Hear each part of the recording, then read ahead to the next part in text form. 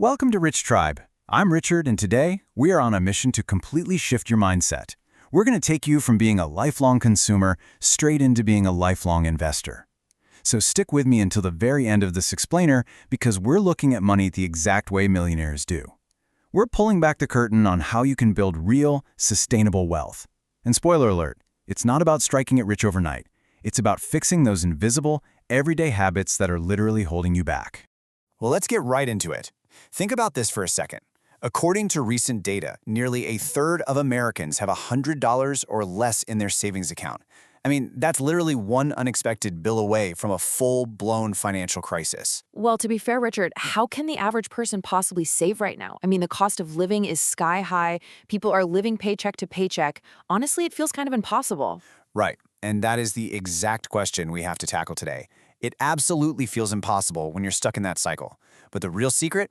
It isn't just about magically making more money. It's about what you're doing with the money that's passing through your hands right now. Section 1. Mindset. Wealth versus bad habits.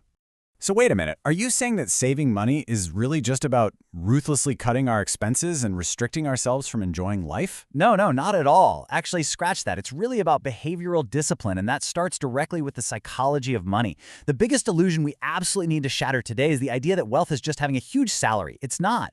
Wealth is actually a byproduct of how you manage your money on a daily basis. Have you heard of cognitive behavioral therapy, or CBT? Well, in finance, it shows us that our thoughts, our feelings, and our behaviors are all deeply wired together like a giant puzzle. If your underlying belief is just, I'm bad with money, your brain is literally going to look for ways to prove that true through your actions. But if you use CBT to reframe those limiting beliefs into positive thoughts, like, I am totally capable of managing my finances, you shift from self-doubt straight into self-empowerment. Section 2. Stop the emotional spending. I hear ya, but treating yourself to something nice after a really stressful long week at work? That feels completely normal though, right? Oh, it is 100% normal. It really is, because our brains are literally wired to seek out that quick relief. And honestly, this is the exact reason traditional budgets always fail. Budgets rely on strict math, but spending is highly emotional. Shopping gives us this quick, intense burst of dopamine. But here's what the psychology actually shows us. Whether you're dealing with stress, loneliness, boredom, or just the heavy social pressure of comparing yourself to those perfectly curated lives on social media, that relief is incredibly temporary. Every single time you go for that quick dopamine hit from retail therapy, you are quietly draining the wealth of your future self. So the absolute key here is replacing that poor habit with a rich habit. Instead of retail therapy, we use a millionaire strategy called the half-buy rule. The half-buy rule? Okay, that just sounds like another way to restrict myself. I promise it's not. It's really about balance, not restriction. A true game changer. The half-buy rule simply means matching every single discretionary purchase you make with an equal investment. So say you buy a $100 pair of designer shoes you don't really need. Well, you'll also have to put $100 into your investments. It forces you to pause, it makes you super mindful of your spending, and you are literally funding your future at the exact same time you get to enjoy your present. Section 3. Automate your wealth systems. I'll be honest with you, Richard. Even if I really want to save, I almost always just forget to do the actual transferring until, well, the money is already spent. And Rachel, that brilliantly illustrates exactly why the wealthy do not rely on willpower. Human willpower is weak, right? But systems are incredibly strong. Let's look at these 3 simple steps to put your wealth on absolute autopilot. First, get your employer to split your direct deposit so a chunk goes directly into savings before you ever even see it in your checking account. Out of sight, totally out of mind. Second, set up an automatic transfer for the day after payday. Pay yourself first, so saving isn't even an option, it's just automatic. And third, use Roundup apps. They automatically squirrel away your spare change from everyday purchases. You just set it and forget it, removing the mental burden entirely. Section 4. Avoiding the lifestyle creep.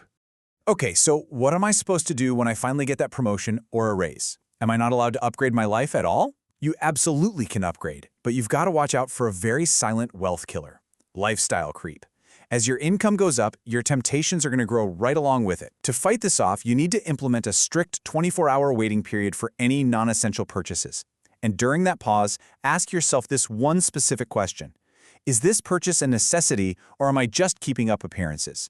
By just taking a breath to reflect on whether an item actually aligns with your long-term goals, or if it's just societal pressure talking, you stop lifestyle creep dead in its tracks. Section 5. Rich secrets: buy, borrow, die. Okay, Now we're going to look at how the ultra-wealthy actually think. This right here is a highly guarded, top-tier tax avoidance strategy developed by Professor Edward J. McCaffrey back in the 1990s. And here is the exact framework of how the rich leverage unsold assets to build generational wealth. Step 1. Buy. You acquire appreciating assets, things like real estate or stocks. Step 2. Borrow. See, because the government doesn't tax debt, you use those assets as collateral to take out loans.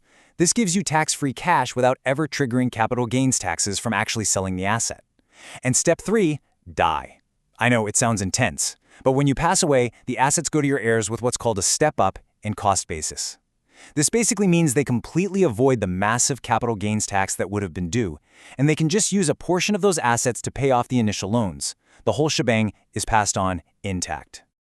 Whoa, wait a second, Richard. That sounds incredibly dangerous for a regular person to try. What if the stock market crashes or property values just completely plummet? You hit the nail on the head, Rachel. You're absolutely right to question that, and we definitely need to look at this impartially, because while the rewards are massive, no capital gains tax and access to all this untaxed cash, the risks are equally severe. If those underlying assets lose their value, lenders can literally issue margin calls, which means they demand immediate cash. Or worse, they could initiate foreclosure on your real estate. Plus, you have to maintain those rigid loan payments even if you hit a financial setback. So yeah, it's a strategy that requires a massive asset base and very, very careful planning. Now, before we get to the final, absolutely most important step you can take today, please make sure to subscribe to Rich Tribe channel, like, comment, and share this explainer with someone who really needs to take control of their finances right now. Your support is what helps us keep bringing you these wealth-building blueprints. Section 6. Your first $1,000. Okay, so let's say I'm starting from absolute zero right now. What is the fastest, simplest way to actually get that first $1,000 in the bank? Let's bring all those elite concepts right back down to earth for a minute. Because before you start borrowing against real estate, you desperately need an emergency safety net. And you can absolutely hit this $1,000 goal in 30 days without having to live like a hermit. Just treat it like a strategic life audit. First up, audit those subscriptions. Cancel the ones you aren't using. Fun fact, the average person actually overestimates their subscription costs by over $130 a month. Crazy, right? Second, drop the fancy name brands at the grocery store and just switch to generic. They are literally almost always identical in quality. And third, substitute those expensive nights out. Instead of dropping cash on a costly date night, open up a cookbook. Make it a fun challenge to cook a brand new recipe at home. It's those small strategic wins that will quickly build up that $1,000 safety net. Listen, big dreams do not require a high income. They really don't. They require consistency, clarity, and commitment.